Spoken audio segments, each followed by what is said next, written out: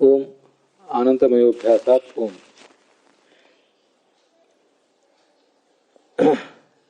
ಈಗ ನಾನು ಆನಂದಮಯಾಧಿಕರಣಕ್ಕೆ ಸಂಬಂಧಪಟ್ಟಂತೆ ಅದರಲ್ಲೂ ಆನಂದಮಯೋಭ್ಯಾಸಾತ್ ಅನ್ನುವ ಸೂತ್ರಕ್ಕೆ ಸಂಬಂಧಿಸಿದಂತೆ ತ್ರಿವಿಕ್ರಮ ಪಂಡಿತರ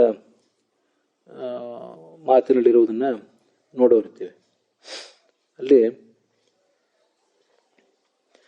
ನಾನ್ಯಥಾ ತದದೃಷ್ಟೇ ಅಯಂ ಭಾವ ನ ಮಾಯುಕ್ತ ಪ್ರಕಾರೇಣ ಪಾದಸಂಗತಿರಿ ಯುಕ್ತ ಅಂತ ತ್ರಿವಿಕ್ರಮ ಪಂಡಿತರ ವಾಕ್ಯ ಪ್ರಾರಂಭ ಕಾಣ್ತದೆ. ಅಲ್ಲಿ ನಾನ್ಯಥಾ ತದದೃಷ್ಟೇ ಅನ್ನುವುದು ಆಚಾರ್ಯರ ವಾಕ್ಯ. ನಾವೇನು ಪಾದ ವ್ಯವಸ್ಥೆ ಹೇಳಿದ್ದೀವಿ, ಮೊದಲನೇ ಪಾದದಿಂದ ಆರಂಭಿಸಿ 4ನೇ ಪಾದದವರೆಗೆ ಲಿಂಗಾತ್ಮಕ ಶಬ್ದಗಳು, ಆಮೇಲೆ ಮೊದಲು ನಾಮಾತ್ಮಕ ಶಬ್ದಗಳು, ಆಮೇಲೆ ಲಿಂಗಾತ್ಮಕ ಶಬ್ದಗಳು, ಅನ್ಯತ್ರ ಪ್ರಸಿದ್ಧ, ಉಭಯತ್ರ ಪ್ರಸಿದ್ಧ ಇತ್ಯಾದಿ ರೀತಿಯಾಗಿ ಹೇಳಿದೇವಲ್ಲ, ಅದೇ ವ್ಯವಸ್ಥೆ ನಾ ಅನ್ಯಥ ಬೇರೆಯವರು ಕೂಡ ಕೆಲವು ರೀತಿ ಪಾದ ವ್ಯವಸ್ಥೆ ಮಾಡಲಿಕ್ಕೆ ಹೋಗಿದ್ದಾರೆ. ಆದರೆ ತದದೃಷ್ಟೇ ಅದು ಸೂತ್ರದಲ್ಲಿ ಕಾಣಿಸುವುದಿಲ್ಲ ಅಂತ ಆಚಾರ್ಯರ ವಾಕ್ಯ. ಅಯಂ ಭಾವ ನ ಮಾಯುಕ್ತ ಪ್ರಕಾರೇಣ ಪಾದಸಂಗತಿ ಯುಕ್ತ. ಮಾಯಾವಾದಿಗಳು ಹೇಳಿದ ಪಾದಸಂಗತಿ ಅಂತನ್ನುವುದು ಉಚಿತ ಅಲ್ಲ ಅಂತ ತ್ರಿವಿಕ್ರಮ ಪಂಡಿತರು ಅದನ್ನು ಪ್ರಾರಂಭಿಸಿದ್ದಾರೆ. ಅಲ್ಲಿ ದ್ವಿತೀಯ ತೃತೀಯ ಪಾದಯೋ ಉಭಯೋ ಅಸ್ಪಷ್ಟ ಬ್ರಹ್ಮಲಿಂಗತ್ವೇ ಪಾದಭೇದ ಅಭಾವ ಪ್ರಸಂಗಾತ್ ಅಂತ ವಾಕ್ಯ ಇದೆ. ಈ ತ್ರಿವಿಕ್ರಮ ಪಂಡಿತರ ಆ ವಾಕ್ಯ ಏನಿದೆ ಅದಕ್ಕೆ ಗೋವಿಂದಾಚಾರ್ಯರ ತತ್ವಚಂದ್ರಿಕಾ ಅದಕ್ಕೆ ಅದರ ಹಿನ್ನೆಲೆಯಲ್ಲಿ ಸ್ವಲ್ಪ ನೋಡಿದರೆ ಸ್ಪಷ್ಟ ಆಗ್ತದೆ. ಏವಂ ಸ್ವರಸಾಂ ಪಾದಸಂಗತಿಂ ನಿರೂಪ್ಯ ಪರೋಜಿತಂ ಸಂಗತಿ ಕ್ರಮಂ ಆರಭತೆ ನಾನ್ಯಥಾ ತದದೃಷ್ಟೇ ರೀತಿ ಭಾಷ್ಯವಚನ ಮುಲ್ಲಿಖ್ಯ ವಿವರಣವತಿ ಅಯಂ ಭಾವ ಇತ್ಯಾದಿನ. ಇದೆಲ್ಲ ತತ್ವಚಂದ್ರಿಕಾದ ವಾಕ್ಯ. ನಾವು ಹೇಳಿದ್ದು ಸ್ವರಸವಾದ ಪಾದಸಂಗತಿ, ಪರೋಜಿತವಾದಿತ್ತು ಅವ್ರು ಹೇಳಿದ ಪಾದಸಂಗತಿ ಏನಿದೆ ಅದನ್ನು ನಿರಾಕರಣೆ ಮಾಡಲಿಕ್ಕೆ ತೊಡಗಿದ್ದಾರೆ. ಮತ್ತು ಅಯಂ ಭಾವ ಅನ್ನೋ ಮಾತಿನಿಂದ ತ್ರಿವಿಕ್ರಮ ಪಂಡಿತರು ಅದನ್ನು ವಿಸ್ತರಿಸಲಿಕ್ಕೆ ತೊಡಗಿದ್ದಾರೆ. ಅನ್ಯಥಾ ಅಂದರೆ ಬೇರೆ ರೀತಿಯಾಗಿ ಶಂಕರಾಚಾರ್ಯರು ಮೊದಲಾದವರು ಹೇಳಿದ ಪಾದಸಂಗತಿ ಅನ್ನುವುದು ಸರಿಯಲ್ಲ. ಯಾಕಂದರೆ ತಾದೃಶ ಪಾದಸಂಗತಿ ಅದೃಷ್ಟೇ ಸೂತ್ರಗಳ ಹಿಂದು ಮುಂದು ನೋಡಿದರೆ ಅವರು ಹೇಳಿದ ಪಾದಸಂಗತಿ ಕಾಣಿಸುವುದೇ ಇಲ್ಲ. ಅದರಲ್ಲಿಯೂ ವಿಶೇಷವಾಗಿ ಮಾಯಾವಾದಿಗಳು ಹೇಳಿದಂಥ ಪಾದಸಂಗತಿ ಅಲ್ಲಿ ಹೆಚ್ಚು ಕಾಣಿಸುವುದೇ ಇಲ್ಲ. ಸಂಗತಿ ನಿರಾಕ್ರಿಯತೆ, ಅದು ಸರಿಯಾಗೋದಿಲ್ಲ ಅಂತ ತ್ರಿವಿಕ್ರಮ ಪಂಡಿತರು ಮಾಯಾವಾದದ ಮೇಲೆ ಯಾವತ್ತೂ ಕೂಡ ಹೆಚ್ಚು ದೃಷ್ಟಿ ಇಟ್ಟಿರ್ತಾರೆ. ನಾವು ಮೊದಲಿಂದ ಕೂಡ ಅದನ್ನು ನೋಡ್ತಾ ಬಂದಿದ್ದೇವೆ. ಮಾಯಾವಾದದೊಂದು ನಿರಾಕರಣೆ ಆಗಿಬಿಟ್ರೆ ಉಳಿದವ್ರನ್ನೂ ನಿರಾಕರಣೆ ಮಾಡಿದ ಹಾಗಾಯಿತು ಅಂತ ಅವರ ತಾತ್ಪರ್ಯ. ಯಾಕೆಂದರೆ ಗೋವಿಂದಾಚಾರ್ಯ ಹೇಳ್ತಾರೆ, ಅನ್ಯೇ ಪ್ರಾಯ ಶಂಕರ ಛಾಯಾನುಸಾರಿಣ. ಉಳಿದ ವ್ಯಾಖ್ಯಾನಕಾರರೆಲ್ಲರೂ ಕೂಡ ಹೆಚ್ಚು ಕಡಿಮೆ ಶಂಕರರ ನೆರಳಿನಲ್ಲಿಯೇ ಬದುಕುವವರು.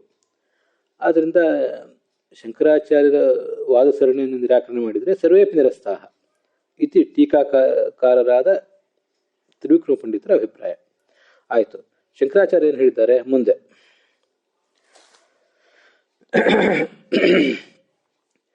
ಪ್ರಥಮ ಪಾದದಲ್ಲಿ ಏನು ಹೇಳ್ತಾರೆ, ಮತ್ತು ದ್ವಿತೀಯ ಪಾದದಲ್ಲಿ ಏನು ಹೇಳ್ತಾರೆ, ತೃತೀಯ ಪಾದದಲ್ಲಿ ಏನು ಹೇಳ್ತಾರೆ ಅನ್ನೋದು ಶಂಕರಾಚಾರ್ಯರ ಭಾಸ್ಕರಾಚಾರ್ಯರ ಮತಗಳನ್ನೆಲ್ಲ ಇಲ್ಲಿ ಉದ್ಧರಿಸ್ತಾ ಇದ್ದಾರೆ. ಶಂಕರ ಭಾಷೆ ಹೀಗಿದೆ: ಕಾನಿಚಿದ್ವಾಕ್ಯಾನಿ ಸ್ಪಷ್ಟ ಬ್ರಹ್ಮಲಿಂಗಾನಿ ಸಂದಿಹ್ಯಮಾನಾನಿ. ಈ ಕೆಲವು ವಾಕ್ಯಗಳು ಸ್ಪಷ್ಟವಾದ ಬ್ರಹ್ಮನ ಲಿಂಗಗಳನ್ನು ಒಳಗೊಂಡಿರುವಂಥವು. ಆ ವಾಕ್ಯಗಳು ಪ್ರತಿಪಾದನೆ ಮಾಡುವ ಲಿಂಗಗಳು ಅಂದರೆ ಗುಣಗಳೇನಿವೆ ಅವು ಸ್ಪಷ್ಟವಾದ ಬ್ರಹ್ಮಲಿಂಗಗಳನ್ನೇ ಪ್ರತಿಪಾದನೆ ಮಾಡ್ತವೆ. ನೋಡಿದ ಕೂಡಲೇ ಇದು ಬ್ರಹ್ಮನದೇ ಲಿಂಗ ಅಂತ ಗೊತ್ತಾಗ್ತದೆ ಅಂಥ ವಾಕ್ಯಗಳು. ಆದರೆ ಅದರ ಬಗ್ಗೆ ಸಂದೇಹ ಇದೆ. ನೋಡಿದವ್ರಿಗೆ ಗೊತ್ತಾಗ್ತದೆ, ಇಲ್ಲದೇ ಇದ್ದವ್ರಿಗೆ ಸಂದೇಹ ಇದೆ. ಅಂಥದನ್ನು ಪ್ರಥಮ ಪಾದದಲ್ಲಿ ಸಮನ್ವಯಿಸಿ ತೋರಿಸ್ತಾರೆ. ಅದನ್ನು ಬ್ರಹ್ಮಪರ್ಯತಯ ನಿರ್ಣಯ ಮಾಡ್ತಾರೆ. ಇನ್ನು ಕೆಲವು ವಾಕ್ಯಗಳು ಅಸ್ಪಷ್ಟ ಬ್ರಹ್ಮಲಿಂಗಾನೆ ಪುನರಪ್ಯನ್ಯಾನೆ ವಾಕ್ಯಾನೆ ಅಸ್ಪಷ್ಟ ಬ್ರಹ್ಮಲಿಂಗಾನೆ. ಆ ವಾಕ್ಯದಿಂದ ಪ್ರತಿಪಾದಿತ ಆಗುವ ಲಿಂಗಗಳು ಬ್ರಹ್ಮಲಿಂಗಗಳು ಹೌದೋ ಅಲ್ವೋ ಅಂತ ಸಂಶಯ. ಅದಕ್ಕೆ ಸಂದಿಹ್ಯಂತೆ, ಅದರ ಬಗ್ಗೆ ಸಂದೇಹ ಇದೆ. ಕಿಂ ಪರಂ ಬ್ರಹ್ಮ ಪ್ರತಿಪಾದಯಂತಿ ಆಹೋಸ್ವಿ ತದ ಅರ್ಥಾಂತರಂ ಕಿಂಚಿದಿತಿ. ಇವು ಪರಮಾತ್ಮನನ್ನು ಪ್ರತಿಪಾದನೆ ಮಾಡ್ತಾವೋ ಅಥವಾ ಬೇರೆಯನ್ನು ಪ್ರತಿಪಾದನೆ ಮಾಡ್ತಾವೋ ಅದರ ನಿರ್ಣಯಕ್ಕಾಗಿ 2ನೇ ಮತ್ತು 3ನೇ ಪಾದಗಳನ್ನು ಪ್ರಾರಂಭಿಸಿದ್ದಾರೆ. ಅಂತ ಹೀಗೆ ಗೋವಿಂದಾಚಾರ್ಯರು ತ್ರಿವಿಕ್ರಮ ಪಂಡಿತರ ಅಭಿಪ್ರಾಯವನ್ನು ಉದ್ಧರಿಸಿದ್ದಾರೆ. ಅಲ್ಲಿ ನಡುವೆ ಭಾಸ್ಕರರ ಭಾಷ್ಯವನ್ನು ಕೂಡ ಉದ್ಧರಿಸ್ತಾರೆ. ಭಾಸ್ಕರರ ಮತದ ಬಗ್ಗೆ ನಮಗೊಂದು ಸ್ವಲ್ಪ ಗೊತ್ತಿರಬೇಕು. ಭಾಸ್ಕರರ ಮತ ಏನು, ಅದ್ವೈತದ ಮತ ಏನು ಅಂತ. ಈ ಶ್ರುತಿಗಳನ್ನು ಮತ್ತು ಉಪನಿಷತ್ತುಗಳನ್ನೆಲ್ಲ ಗಮನಿಸಿದರೆ, ಹಾಗೆ ಭಾಗವತವನ್ನು ಗಮನಿಸಿದರೆ, ವಿಶೇಷವಾಗಿ ಮಹಾಭಾರತದಲ್ಲಿಯೂ ಸರಿ, ಆದರೆ ಭಾಗವತವನ್ನು ಗಮನಿಸಿದರೆ ಭಗವಂತನಿಗೆ ಜೀವನಿಗೂ ಭಗವಂತನಿಗೂ ಭೇದವನ್ನು ಹೇಳುವ ವಾಕ್ಯಗಳು ಕಂಡು ಬರ್ತವೆ. ಕೆಲವು ಕಡೆ ಅಭೇದವನ್ನು ಹೇಳುವಂಥ ವಾಕ್ಯಗಳು ಕಂಡು ಬರ್ತವೆ. ಇದಲ್ಲದೆ ಜಗತ್ತೇ ಬ್ರಹ್ಮ ಅಂತ ಹೇಳುವಂಥ ವಾಕ್ಯಗಳು ಕಂಡು ಬರ್ತವೆ. ಹೀಗೆಲ್ಲ ಇದೆಯಲ್ಲ, ಇದನ್ನೆಲ್ಲ ಓದಿದಾಗ ಆ ವಾಕ್ಯಗಳನ್ನು ಹೇಗೆ ಅರ್ಥ ಮಾಡ್ಕೊಳ್ಬೇಕು ಅನ್ನೋದ್ರ ಬಗ್ಗೆ ಈ ಸಾಮಾನ್ಯರಿಗೆ ಒಂದು ಗೊಂದಲ ಮೂಡ್ತದೆ. ಆವಾಗ ಅವರು ಅದನ್ನೆಲ್ಲ ವ್ಯಾಖ್ಯಾನ ಮಾಡುವುದು ಒಬ್ಬೊಬ್ಬರು ಒಂದೊಂದು ರೀತಿ ಮಾಡ್ತಾರೆ. ಈಗ ನಮಗೆಲ್ಲ ಗೊತ್ತಿರುವಂತೆ ನಾವು ಭೇದವನ್ನು ಎತ್ತಿ ಹಿಡಿತೀವಿ. ಅಭೇದ ಏನಿದೆ ಅದು ಜೀವ ಪರಮಾತ್ಮನಿಗೆ ಸದೃಶ ಅನ್ನೋ ರೀತಿಯಿಂದ ಅದನ್ನು ವ್ಯಾಖ್ಯಾನಿಸ್ತೇವೆ. ಅಥವಾ ಅಧೀನ, ಭಗವಂತನ ಅಧೀನ ಅನ್ನೋ ರೀತಿಯಲ್ಲಿ ಅದನ್ನು ವ್ಯಾಖ್ಯಾನಿಸ್ತೇವೆ. ಇನ್ನು ಅದ್ವೈತದಲ್ಲಿ ಅಭೇದಕ್ಕೆ ಪ್ರಾಶಸ್ತ್ಯ ಕೊಟ್ಟು ಆ ಭೇದವನ್ನು ಅವರು ಕಡೆಗಣಿಸ್ತಾರೆ. ಅದು ಎಲ್ಲರಿಗೂ ಗೊತ್ತಿಲ್ಲ. ಹೀಗೆ ಆ ಭೇದಾಭೇದಗಳಿಗೆ ಅವರವರು ಒಂದೊಂದು ರೀತಿ ವ್ಯಾಖ್ಯಾನ ಮಾಡಿರ್ತಾರೆ. ಕೆಲವರು ಅಚಿಂತ್ಯಾಭೇದವಾದಿಗಳು ಅಂತೆಲ್ಲ ಇದ್ದಾರೆ. ಅದು ಅಭೇದ ಇದೆ, ಅದರ ಅಚಿಂತ್ಯ ಇದೇ ಸಮಸ್ಯೆ. ಎರಡೂ ವಾಕ್ಯಗಳನ್ನು ಹೊಂದಿಸುವುದೇ ಒಂದು ದೊಡ್ಡ ಸಮಸ್ಯೆ. ಈ ನಡುವೆ ಭಾಸ್ಕರಾಚಾರ್ಯರು ಅನ್ನೋರಿದ್ದಾರೆ. ಅವರು ಶಂಕರಾಚಾರ್ಯರು ಹೇಳಿದ ಅಭೇದವಾದ ಅದು ಶ್ರುತಿ ಇತ್ಯಾದಿಗಳಿಗೆ ಅಪಚಾರ ಮಾಡಿದೆ, ಆದ್ದರಿಂದ ಅದನ್ನು ಬಿಟ್ಟು ನಾನು ಬೇಸತ್ತು ಅದನ್ನು ಬಿಟ್ಟು ಬೇರೆ ಭಾಷೆಯನ್ನು ಬರಿತಾ ಇದ್ದೇನೆ ಅಂತ ಹೀಗೆ ಹೇಳ್ಕೋತಾರೆ. ಹೇಳಿ ಅವರು ಭೇದಾಭೇದವನ್ನು ಒಪ್ತಾರೆ ಪರಮಾತ್ಮ ಮತ್ತು ಜೀವರಿಗೆ. ಇದು ವಿಚಿತ್ರ ಅಲ್ಲದೆ. ಭೇದಾಭೇದವನ್ನು ಭಗವಂತನಲ್ಲಿ ಮತ್ತು ಜೀವನಲ್ಲಿ ಎರಡೂ ವಿರುದ್ಧ ಅಲ್ವಾ? ಅದನ್ನು ಒಪ್ಪುವುದು ಹೇಗೆ ಅಂತ ಪ್ರಶ್ನೆ ಬಂದರೆ ಅದೇನು ಮಾಡುವುದು? ಶಾಸ್ತ್ರಗಳು ಭೇದವನ್ನು ಹೇಳಿವೆ, ಅಭೇದವನ್ನು ಹೇಳಿವೆ, ಅದಕ್ಕೆ ಎರಡನ್ನೂ ಒಪ್ತೇವೆ ಅಂತಾರೆ ಅವರು. ಬರಿಯ ಅಭೇದವನ್ನು, ಕೇವಲ ಅಭೇದವನ್ನು ಒಪ್ಪುವುದು ಅವರಿಗೆ ಸಮ್ಮತ ಅಲ್ಲ. ಗೋವಿಂದಾಚಾರ್ಯ ವ್ಯಾಖ್ಯಾನದಲ್ಲಿ ಮುಂದೆ ಇತಿ ಭಾಸ್ಕರೀಯಂ ಭಾಷ್ಯಂ ಅಂತಿದೆ. ಅದಕ್ಕಾಗಿ ಭಾಸ್ಕರರ ಭಾಷ್ಯವನ್ನು ಹೇಳಿದೆ ಅಷ್ಟೆ. ಹೀಗೆ ವಲ್ಲಭರು, ನಿಂಬಾರ್ಕರು ಮೊದಲಾದವರು ಇದ್ದಾರೆ. ಅಚಿಂತ್ಯಾಭೇದವಾದ, ಇನ್ನು ನಾನಾ ಥರದ ಅಭೇದವಾದಿಗಳು, ವಿಶಿಷ್ಟಾದ್ವೈತ ನೋಡಿ. ರಾಮಾನುಜರ ಸಿದ್ಧಾಂತವನ್ನು ಕೂಡ ಅದ್ವೈತ ಅಂತ ಹೇಳ್ಕೋತಾರೆ. ಆದರೆ ಜೀವ ಬ್ರಹ್ಮರಿಗೆ ಭೇದ ಇದೆ. ಆದರೆ ಜೀವ ಮತ್ತು ಬ್ರಹ್ಮರಿಬ್ಬರು, ಜೀವ ಅನ್ನೋನು ಪರಮಾತ್ಮನಿಗೆ ಶರೀರ, ಪರಮಾತ್ಮ ಶರೀರಿ. ಶರೀರ ಮತ್ತು ಶರೀರಿ ಇಬ್ಬರನ್ನು ಕೂಡ ಅಭಿನ್ನರು ಅಂತ ಪರಿಗಣಿಸುವುದು ರೂಢಿಯಲ್ಲಿದೆ ಔಪಚಾರಿಕವಾಗಿ. ಅದೇನು ಅಭೇದ ಇಲ್ಲ ಅಲ್ಲಿ. ಯಾಕಂದರೆ ನಾನು ಕಪ್ಪಗಿದ್ದೇನೆ, ನಾನು ಬೆಳ್ಳಗಿದ್ದೇನೆ ಅಂತ ಹೇಳ್ಕೊಳ್ತೇವೆ. ಆದ್ದರಿಂದ ಶರೀರ ಮತ್ತು ಶರೀರಿಗಳಿಗೆ ಅಭೇದವನ್ನು ಹೇಳುವುದು ಔಪಚಾರಿಕವಾಗಿ ಹೀಗೆ ಜಗತ್ತಿನಲ್ಲಿ ಕಂಡಿರುವುದರಿಂದ ಪರಮಾತ್ಮನು ಈ ಜಗತ್ತು, ಪರಮಾತ್ಮನು ಈ ಜೀವರೆಲ್ಲರೂ ಅಭಿನ್ನರು ಅಂತ ಶಾಸ್ತ್ರದಲ್ಲಿ ಹೇಳ್ತಾರೆ ಹೊರತು ಅದಕ್ಕೆ ಶರೀರ ಭಾವ ಇದೆ ಅಂತ ಅರ್ಥವೇ ಹೊರತು ಪೂರ್ಣ ಅಭೇದ ಇದೆ ಅಂತ ಅರ್ಥ ಅಲ್ಲ ಅಂತ ರಾಮಾನುಜರ ಪ್ರತಿಪಾದನೆ. ಅಂತೂ ವಿಶಿಷ್ಟಾದ್ವೈತ, ಶುದ್ಧಾದ್ವೈತ, ಅಚಿಂತ್ಯಾದ್ವೈತ, ಹೀಗೆ 100 ಥರದ ಅದ್ವೈತಗಳು.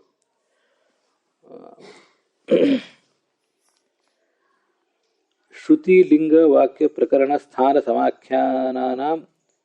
ಸಮಾಖ್ಯಾನಾಂ ಅನ್ಯೇಷಾಂ ಅನ್ಯೋನ್ಯ ಬಲಾವಧಾರಣೆ ಸಂದಿಹ್ಯಮಾನ ವಚನ ವ್ಯಕ್ತಿಷು ವಾಕ್ಯೇಷು ನಿರ್ಣಯಾರ್ಥಂ ದ್ವಿತೀಯ ತೃತೀಯ ಪಾದೌ ಆರಭ್ಯೇತೆ ಇತಿ ಭಾಸ್ಕರೀಯಂ ಭಾಷ್ಯಂ. ಗೋವಿಂದಾಚಾರ್ಯ ವಾಕ್ಯ. ಭಾಸ್ಕರರ ವಾಕ್ಯ ಏನಿದೆ, ಭಾಸ್ಕರರ ಭಾಷ್ಯದಲ್ಲಿ ಈ ಶ್ರುತಿ ಲಿಂಗ ವಾಕ್ಯ ಪ್ರಕರಣ ಮತ್ತು ಸ್ಥಾನ ಹೀಗೆಲ್ಲ ಇದೆಯಲ್ಲ, ಅನ್ಯೋನ್ಯ ಬಲ ಅವಧಾರಣೆ, ಅವುಗಳು ಅದರಲ್ಲಿ ಯಾವುದು ಪ್ರಮಾಣ, ಯಾವುದು ಬಲಿಷ್ಠ ಅಲ್ಲ ಅಂತ ಈಗಲೇ ಸಂದೇಹ ಬಂದಾಗ ಸಂದಿಹ್ಯಮಾನ ವಚನ ವ್ಯಕ್ತಿಷು, ಆವಾಗ ಅದರ ನಿರ್ಣಯಕ್ಕಾಗಿ 2ನೇ ಮತ್ತು 3ನೇ ಅಧ್ಯಾಯ ಹೊರಟಿದೆ ಅಂತ ಭಾಸ್ಕರರ ಭಾಷ್ಯದಲ್ಲಿದೆ. ವಸ್ತುತಃ ನಾನು ಎಲ್ಲ ಪಾಠಕರ ಬಗ್ಗೆ ನಾವು ಹೇಳೋದಿಲ್ಲ. ಭಾಸ್ಕರರ ಭಾಷ್ಯವನ್ನು ನಾವು ಯಾವಾಗ ತೆಗೆದು ನೋಡ್ತಿದ್ವಿ? ಶಂಕರ ಭಾಷ್ಯವನ್ನು ಏನಾದರೂ ಯಾವಾಗಾದ್ರೂ ತೆಗೆದು ನೋಡಿಯಲ್ಲ. ಭಾಸ್ಕರರ ಭಾಷ್ಯ ಮತ್ತು ಇನ್ನು ಮುಂದೆ ಗೋವಿಂದಾಚಾರ್ಯ ಇಲ್ಲೇ ಉಲ್ಲೇಖಿಸ್ತಾರೆ. ಒಬ್ಬ ಗೋವಿಂದಾನಂದ ಮತ್ತೊಬ್ಬ ಆನಂದಗಿರಿ ಅಂತ ಹೀಗೆಲ್ಲ. ಅದನ್ನೆಲ್ಲ ನಾವು ತೆಗೆದು ನೋಡುವುದು ಕಷ್ಟನೇ, ಅಸಾಧ್ಯ ಅಲ್ಲದೆ ಹೋದರೂ ಕಷ್ಟ, ಶ್ರಮ ಸಾಧ್ಯ. ಅಂಥದನ್ನು ಅನಾಯಾಸವಾಗಿ ಕೆಲವರು ಗೋವಿಂದಾಚಾರ್ಯ ಹೇಳಿದ್ದನ್ನ ಹೇಳ್ತೇವೆ ಅಷ್ಟೆ. ಸರಿ, ಇನ್ನು ನಾಲ್ಕನೇ ಪಾದ ಯಾತಕ್ಕೆ ಅಂದರೆ ಚತುರ್ಥ ಪಾದಂತೂ ಉಭಯೇಪಿ ಸಾಂಖ್ಯೋಕ್ತ ಪ್ರಧಾನ ನಿರಾಕರಣ ಪರತೆಯ ವ್ಯಾಚಷ್ಟೆ. ಸಾಂಖ್ಯ ಈ ನಾಲ್ಕನೇ ಪಾದದಲ್ಲಿ ಈ ಶಬ್ದ ಸಮನ್ವಯ ಅಂತನ್ನುವುದು ಇಲ್ಲವೇ ಇಲ್ಲ. ಹೊರತು ಸಾಂಖ್ಯರು ಹೇಳಿದಂಥ ಪ್ರಧಾನ ಏನಿದೆಯಲ್ಲ ಅಂದರೆ ಪ್ರಕೃತಿ, ಅದು ಕಾರಣ ಜಗತ್ತಿಗೆ ಅಂತ, ಅದನ್ನು ನಿರಾಕರಣೆ ಮಾಡಲಿಕ್ಕೆ ನಾಲ್ಕನೇ ಪಾದ ಹೊರಟಿದೆ ಅಂತ ಈ ಅದ್ವೈತಿಗಳು ಮಾಯಾವಾದಿಗಳು ಹೇಳ್ತಾರೆ, ಭಾಸ್ಕರರು ಹೇಳ್ತಾರೆ. ಅಸ್ಮಿನ್ ಅನ್ಯಥಾ ವ್ಯಾಖ್ಯಾನ ದೋಷಮಾಹ. ಈ ಎಲ್ಲ ಅನ್ಯಥಾ ವ್ಯಾಖ್ಯಾನ ಏನಿದೆ ಅದರ ಬಗ್ಗೆ ತ್ರಿವಿಕ್ರಮ ಪಂಡಿತರು ದೋಷವನ್ನು ಹೇಳ್ತಾ ಇದ್ದಾರೆ. ಪಾದಭೇದ ಅಭಾವ ಪ್ರಸಂಗಾತ್ ಅಂತ ಮಾತಿನಿಂದ ಪಾದಭೇದ ಅಭಾವ ಪ್ರಸಂಗಾತ್ ಅನ್ನೋದು ತ್ರಿವಿಕ್ರಮ ಪಂಡಿತರ ಮಾತು. ಯಾಕೆಂದರೆ ದ್ವಿತೀಯ ತೃತೀಯ ಪಾದಯೋ ಉಭಯೋ ಅಸ್ಪಷ್ಟ ಬ್ರಹ್ಮಲಿಂಗತ್ವೇ, ಇದು ಎಲ್ಲ ತ್ರಿವಿಕ್ರಮ ಪಂಡಿತರ ಮಾತು. ಎರಡನೇ ಮತ್ತು ಮೂರನೇ ಪಾದ ಎರಡರಲ್ಲೂ ಕೂಡ ಅಸ್ಪಷ್ಟ ಬ್ರಹ್ಮಲಿಂಗಗಳಾದ ವಾಕ್ಯಗಳನ್ನೇ ಸಮನ್ವಯಿಸಿ ತೋರಿಸುವುದಾದರೆ ಅವೆರಡಕ್ಕೂ ವ್ಯತ್ಯಾಸ ಏನಿದೆ? ಏನೂ ಕೂಡ ವ್ಯತ್ಯಾಸ ಇಲ್ಲದೆ ಇರಬೇಕಾದಿತ್ತು ಅಂತ. ಇದು ಪಾದಭೇದ ಅಭಾವ ಪ್ರಸಂಗ. ಎರಡು ಪಾದಗಳು ಬೇರೆ ಬೇರೆ ಆದವು ಯಾಕೆ? ಎರಡು ಮತ್ತು ಮೂರನೇ ಪಾದವನ್ನು ಸೇರಿಸಿ ಒಂದೇ ಪಾದ ಮಾಡ್ಬೋದಿತ್ತಲ್ಲ ಅಂತ ಹೀಗೆ ಪ್ರಶ್ನೆ ಬರ್ತದೆ. ಅದಕ್ಕೆ ಗೋವಿಂದಾಚಾರ್ಯರು ಪಾದಭೇದ ಅಂದರೆ ಪಾದಭೇದಕ ಅಭಾವ ಆತ. ಎರಡು ಪಾದಗಳನ್ನು ಭಿನ್ನ ಭಿನ್ನ ಅಂತ ತೋರಿಸ್ಲಿಕ್ಕೆ ಬೇಕಾದ ವ್ಯವಸ್ಥೆ ಏನೂ ಇಲ್ಲ. ಭೇದಕ ಅಂದರೆ ಭೇದಕವಾದ ವ್ಯವಸ್ಥೆ, ಅದು ಇಲ್ಲದೆ ಹೋದ್ರಿಂದ ಪಾದಭೇದವೂ ಇಲ್ಲದೆ ಇರಬೇಕಾದಿತ್ತು. ಅದಕ್ಕೆ ಈ ನಾಲ್ಕು ಪಾದಗಳು ಅಂತ ವ್ಯವಸ್ಥೆ ಮಾಡಬೇಕಲ್ಲ, ಅದಕ್ಕೆ ಇನ್ನೊಂದು ಏನಾದರೂ ಭೇದಕವನ್ನು ಅವಾಂತರ ವ್ಯವಸ್ಥೆಯನ್ನು ನಾವು ಒಪ್ತೀವಿ ಅಂತಂದರೆ ಏನು ಒಪ್ತೀರಿ ಅನ್ನೋದನ್ನು ಹೇಳಬೇಕಲ್ಲ. ಗತ್ಯಂತರ ಅಭಾವ ಅಚ್ಚ ಅನ್ನೋ ಮಾತಿನಿಂದ ತ್ರಿವಿಕ್ರಮ ಪಂಡಿತರು ಬೇರೆ ಗತಿ ಇಲ್ಲ ಅಂತ ಹೇಳಿದ್ದಾರೆ. ಅದೇನು? ಯದಿ ಗತ್ಯಂತರ ಭವಿಷ್ಯತ್, ಇದು ಗೋವಿಂದಾಚಾರ್ಯ ಮಾತು.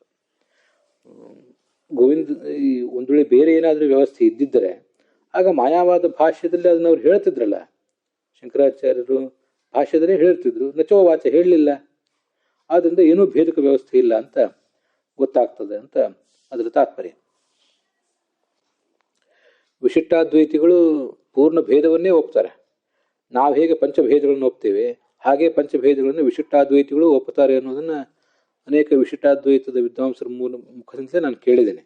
ಆದರೆ ನಾವು ಹೇಗೆ ಸತ್ಯ ಜಗತ್ತಿದು ಪಂಚಭೇದವು ಅಂತ ಪಂಚಭೇದವನ್ನು ಒಂದು ತತ್ವ ಅಂತ ಹೈಲೈಟ್ ಮಾಡ್ತೇವೆ, ಹಾಗೆ ಅವರು ಹೈಲೈಟ್ ಮಾಡಿಲ್ಲ ಅಷ್ಟೆ. ತತ್ವಗಳನ್ನು, ಆಚಾರ್ಯರ ತತ್ವಗಳನ್ನು ಹೈಲೈಟ್ ಮಾಡುವಾಗ ಪಂಚಭೇದ ಅನ್ನೋದನ್ನು ಅವರು ಎತ್ತಿ ಹೇಳಲಿಲ್ಲ. ಆದರೆ ಪಂಚಭೇದಗಳನ್ನು ನಾವು ಒಪ್ತೇವೆ ಅಂತ ವಿಶಿಷ್ಟಾದ್ವೈತದಲ್ಲಿ ಸ್ಪಷ್ಟವಾಗಿ ಹೇಳಿದ್ದಾರೆ ವಿದ್ವಾಂಸರು.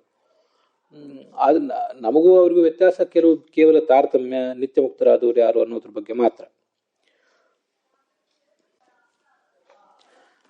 ಅದಕ್ಕೆ ಗೋವಿಂದಾನಂದ ಅನ್ನುವವರ ಮಾತುಗಳನ್ನು ಇಲ್ಲಿ ಗೋವಿಂದಾಚಾರ್ಯ ಉದ್ಧರಿಸ್ತಾರೆ.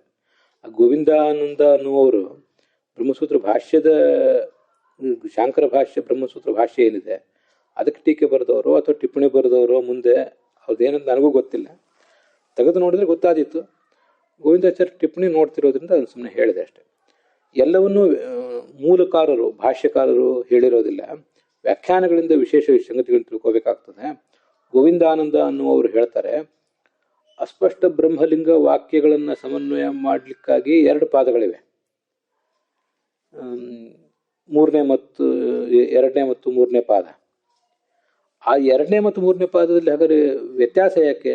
ಎರಡೂ ಅಸ್ಪಷ್ಟ ಬ್ರಹ್ಮಲಿಂಗ ವಾಕ್ಯಗಳನ್ನೇ ಸಮನ್ವಯಿಸಿ ತೋರಿಸುವುದಾದರೆ ವ್ಯತ್ಯಾಸ ಯಾಕೆಂದರೆ ಪ್ರಾಯೇಣ ಉಪಾಸ್ಯ ಬ್ರಹ್ಮಭೇದಾತ್ ಪಾದಯೋ ಅವಾಂತರ ಭೇದ ಅಂತ. ಉಪಾಸ್ಯವಾದ ಬ್ರಹ್ಮ ಇದೆಯಲ್ಲ, ಆ ಬ್ರಹ್ಮ ಎರಡಿದೆ, ಬ್ರಹ್ಮಕ್ಕೆ ಎರಡು ರೂಪ, ಆದ್ದರಿಂದ ಪಾದದಲ್ಲೂ ಎರಡು ವ್ಯತ್ಯಾಸ ಅಂತ. ಎರಡನೇ ಪಾದ ಮತ್ತು ಮೂರನೇ ಪಾದ ಆಯಿತು ಅಂತ. ಅಲ್ಲಿ ಅವರು ಪ್ರಾಯೇಣ ಅಂತ ಒಂದು ಪ್ರಯೋಗ ಮಾಡಿದ್ದಾರೆ. ಆ ಪ್ರಾಯೇಣ ಅವಾಂತರ ಭೇದ, ಹೀಗೆ ಅವಾಂತರ ಭೇದವನ್ನು ತೋರಿಸ್ಬೇಕು ಬಹುಶಃ ಅಂತ ಬರೆದಿದ್ದಾರೆ. ಅದಕ್ಕೆ ಗೋವಿಂದಾಚಾರ್ಯರು ಅದನ್ನು ಅದ್ಭುತವಾಗಿ ವ್ಯಾಖ್ಯಾನ ಮಾಡಿದ್ದೀರಿ. ಪ್ರಾಯೇಣ ಅಂತ ನೀವೇ ಹೇಳ್ತಾ ಇದ್ದೀರಲ್ಲ, ನಿಮ್ಮ ಮಾತಿನಲ್ಲಿ ನಿಮಗೆ ವಿಶ್ವಾಸ ಇಲ್ವಲ್ಲ, ಮತ್ತು ನೀವು ಹೇಗೆ ಇನ್ನೊಬ್ಬರಿಗೆ ಈ ಪಾದ ವ್ಯವಸ್ಥೆ ಬೋಧನೆ ಇದನ್ನೆಲ್ಲ ಮಾಡ್ತೀರಿ? ಅದಲ್ಲದೆ ನೀವು ಸರ್ವಾಭೇದವಾದಿಗಳು, ಇದನ್ನು ಗಮನಿಸಬೇಕು. ವಿಶಿಷ್ಟಾದ್ವೈತ ರಾಮಾನುಜರದು, ಮತ್ತು ಭಾಸ್ಕರರದು ಭೇದಾಭೇದ, ಇನ್ಯಾರ್ದೋ ಕೆಲವ್ರದ್ದು ಅಚಿಂತ್ಯಾಭೇದ, ಶುದ್ಧಾದ್ವೈತ, ಹೀಗೆಲ್ಲ ಬೇರೆ ಬೇರೆ ಇದೆ. ನಿಮ್ಮದು ಸರ್ವಾಭೇದ.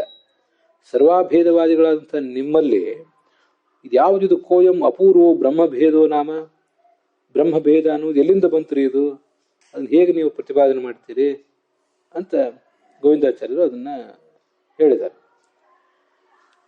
ನಾನು ಅನವಗತ ಭಾವೋ ಭವಾನ್, ಅದಕ್ಕೆ ಅವ್ರು ಹೇಳ್ತಾರೆ ನಮ್ಮ ಅಭಿಪ್ರಾಯ ನಿಮಗೆ ತಿಳಿಲಿಲ್ಲ, ಬ್ರಹ್ಮಭೇದ ಇದೆ, ಅದು ವಿವಕ್ಷಾ ಭೇದ ಇದ್ದಾಗ ಬ್ರಹ್ಮಭೇದ.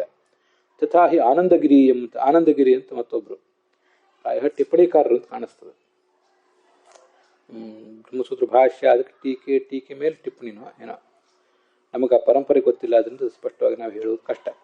ಇರಲಿ, ದ್ವಿತೀಯ ತೃತೀಯ ಪಾದಗಳಲ್ಲಿ ಅವಾಂತರ ಭೇದ ಹೇಗೆ ಅಂದರೆ ಸವಿಶೇಷ ನಿರ್ವಿಶೇಷ ಬ್ರಹ್ಮದ ಒಂದು ಭೇದದಿಂದ, ಎರಡನೇ ಪಾದದಲ್ಲಿ ಸವಿಶೇಷ ಬ್ರಹ್ಮವನ್ನು ಅಂದರೆ ಸಗುಣ ಬ್ರಹ್ಮವನ್ನು ಪ್ರತಿಪಾದನೆ ಮಾಡ್ತಾರೆ, ಮೂರನೇ ಪಾದದಲ್ಲಿ ನಿರ್ವಿಶೇಷ ಬ್ರಹ್ಮವನ್ನು ಪ್ರತಿಪಾದನೆ ಮಾಡ್ತಾರೆ ಅಂತ. ಹೀಗೆ ಅದರದ್ದೊಂದು ವ್ಯತ್ಯಾಸ ಅವರು ಹೇಳುವ ಪ್ರಯತ್ನ ಮಾಡ್ತಾರೆ. ಅಲ್ಲಿ ರೂಢಿಯೋಗ ಬಹುಲತಯಾವ ಅಂತಿದೆ, ಅದನ್ನು ಮುಂದೆ ಇಟ್ಕೊಳ್ಳೋಣ, ಅಥವಾ ಪ್ರಸಂಗ ಬಂದರೆ ಅದನ್ನು ಬಿಟ್ಟರೂ ಆಯಿತು, ನಮ್ಗೆ ಅಲ್ಲಿದ್ದದ್ದೆಲ್ಲವೂ ಏನು ಬೇಕಾಗಿಲ್ಲ. ಆದ್ದರಿಂದ ಹೀಗೆ ದ್ವಿತೀಯ ಪಾದಕ್ಕೆ ಸಗುಣ ಬ್ರಹ್ಮದ ವಿಚಾರ, ಮೂರನೇ ಪಾದದಲ್ಲಿ ನಿರ್ಗುಣ ಬ್ರಹ್ಮದ ವಿಚಾರ, ಇತಿ ಪಾದ ಭೇದ ನಡೀತದೆ ಅಂತ ಅದನ್ನು ತ್ರಿವಿಕ್ರಮ ಪಂಡಿತರು ನಿರಾಕರಣೆ ಮಾಡಿದ್ದಾರೆ. ತನ್ನಿಯಮ ಅದೃಷ್ಟೇಹೆ ಅಂತ ಮಾತಿನಿಂದ, ತನ್ನಿಯಮ ಅದೃಷ್ಟೇಹೆ ಅಂತ ತ್ರಿವಿಕ್ರಮ ಪಂಡಿತರ ಮಾತಿಗೆ ಈ ಹಿಂದೆ ಆನಂದಗಿರಿಗಳು ಮತ್ತು ಗೋವಿಂದಾನಂದರು ಅವ್ರದ್ದೆಲ್ಲ ಮಾತಿನ ಹಿನ್ನೆಲೆ ಇದೆ. ಸರಿ, ನೀವೀಗ ನಿರ್ವಿಶೇಷ ಬ್ರಹ್ಮವನ್ನು ಪ್ರತಿಪಾದನೆ ಮಾಡ್ತೀವಿ ಅಂತ ಹೇಳ್ತಿರಲ್ಲ, ಅದೇ ಸರಿಯಲ್ಲ. ಅಲ್ಲಿ ಮುಂದೆ ದ್ವಿಭ್ವಾಧ್ಯಾಯತನತ್ವ ಅವಿಶೇಷವತಃ ಏವ ತೃತೀಯ ಪಾದೇ ಪ್ರತಿಪಾದನಾ. ಮುಂದೆ ಮೂರನೇ ಪಾದದಲ್ಲಿ ಒಂದು ಸೂತ್ರ ಇದೆ, ದ್ವಿಭ್ವಾಧ್ಯಾಯತನಂ ಸ್ವಶಬ್ದಾತ್ ಅಂತ, ಹೀಗೇನು ದ್ವಿಭ್ವಾಧ್ಯಾಯತನಂ ಸ್ವಶಬ್ದಾತ್ ಅನ್ನೋದು ಮೂರನೇ ಪಾದದ ಒಂದನೇ ಅಧ್ಯಾಯದ ಮೂರನೇ ಪಾದದ ಮೊದಲ ಸೂತ್ರವೇ ಅದು. ತಮಯವೇಕಂ ಜಾನದ ಆತ್ಮಾನಂ ಅಂತ ಅದೇ ಅಧಿಕರಣದಲ್ಲೇ ಈ ತಮಯವೇಕಂ ಜಾನಥ ಅನ್ನುವಂಥ ವೇದವಾಕ್ಯವನ್ನು ಕೂಡ ಆಚಾರ್ಯರು ತಮ್ಮ ಭಾಷ್ಯದಲ್ಲಿ ಉತ್ತರಿಸಿದ್ದಾರೆ. ಅಲ್ಲಿ ಹೇಳಿದೆ, ಹೀಗೆಲ್ಲ ಬಂದಿರುವುದರಿಂದ ದ್ವಿಭ್ವಾಧ್ಯಾಯತನ ಆದವನು ವಿಷ್ಣುವೇ ಅಂತ. ಅಲ್ಲಿ ಇದು ಮೂರನೇ ಪಾದ ಅಲ್ವಾ, ಈಗ ನೀವು ಆನಂದಗಿರಿಗಳು ಹೇಳುವಂತೆ ಮೂರನೇ ಪಾದದಲ್ಲಿ ನಿರ್ವಿಶೇಷ ಬ್ರಹ್ಮದ ಪ್ರತಿಪಾದನೆ ಆಗಬೇಕು. ದ್ಯು ಭೂ ಮೊದಲಾದವುಗಳಿಗೆ ಆಯತನ ಯಾರು? ದ್ಯು ಅಂದರೆ ಮೇಲಿನ ಲೋಕ, ಭೂ ಅಂದರೆ ಕೆಳಗಿನ ಲೋಕ. ಇದೇ ಮೊದಲಾದ ಲೋಕಗಳಿಗೆ ಆಯತನತ್ವ ಅಂದರೆ ಆಶ್ರಯ ಕೊಟ್ಟಿರುವಿಕೆ, ಆಧಾರ ಆಗಿರುವಿಕೆ ಅನ್ನೋ ಗುಣ ಉಳ್ಳವನು ಅಂತ ಬಂದಾಗ ಸಗುಣ ಬ್ರಹ್ಮದ ನಿರೂಪಣೆ ಆಯ್ತಲ್ಲ. ನೀವು ಹೇಳುವಂತೆ ನಿರ್ಗುಣ ಬ್ರಹ್ಮದ ನಿರೂಪಣೆ ಆಗಬೇಕು. ಅದಲ್ಲದೆ ನಿರ್ವಿಶೇಷ ಬ್ರಹ್ಮವನ್ನು ಪ್ರತಿಪಾದನೆ ಮಾಡುವ ವಾಕ್ಯವಾಗಲಿ ಸೂತ್ರವಾಗಲಿ ಎಲ್ಲಿದೆ? ಯಾವುದೂ ಕೂಡ ಇಲ್ಲ. ಅದು ನಿಮ್ಮ ಪ್ರತಿಪಾದನೆ ಸರಿಯಲ್ಲ ಅಂತ ಗೋವಿಂದಾಚಾರ್ಯರು ಅದನ್ನು ನಿರೂಪಿಸಿದ್ದಾರೆ. ಅಲ್ಲಿಗೆ ಇವತ್ತಿನ ಈ ಭಾಗ ಸಮಾಪ್ತವಾಗಿದೆ.